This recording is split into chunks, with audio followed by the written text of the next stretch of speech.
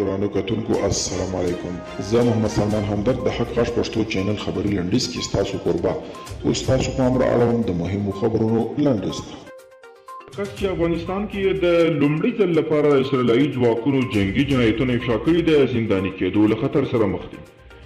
د اسرائیلي ځواکونو د جنگي جنایتونو د افشا کوونکي ډیوډ میک برایډ وکیلان او حقوقي ټیم وایي چې نوموړي د زنداني کېدو له خطر سره مخ دي. ډیوډ میک د اسرائیلي پوځ کې نظامی وکیل په حیث دنده ترسره کول او اوس مهال د غیر مجاز معلوماتو او اسرارو پر افشا کېدو تورن دي. دا په داسې حال کې ده چې افغانستان کې د استرالیایي ځواکونو جنگي جنایتونو د افشا کېدو وروسته دی مسئلې په کور کې او بهر غبرګونونه راپارولي دي. د اسلامي همکاریو سازمان یو ځل بیا د اسلامي افغانستان جګړه ناروا وبلله او پر ټوله اسلامي هیوادونو یې غږ کړی دی چې په دغه هیواد کې روانه جګړه تحریم کړي.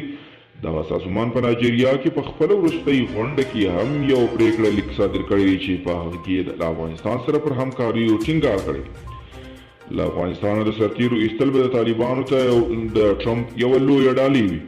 امریکایي شنونکی بلومبرګ نشریې ته ویلي طالبان هغه ډله ده چې د خپل ځان لپاره یې مشخص پلانونه لرلي دي او مالي سرچینې لري، نو په بیړه د سرتیرو ایستل به په سیمه کې د ناامنیو او جګړې سبب شي.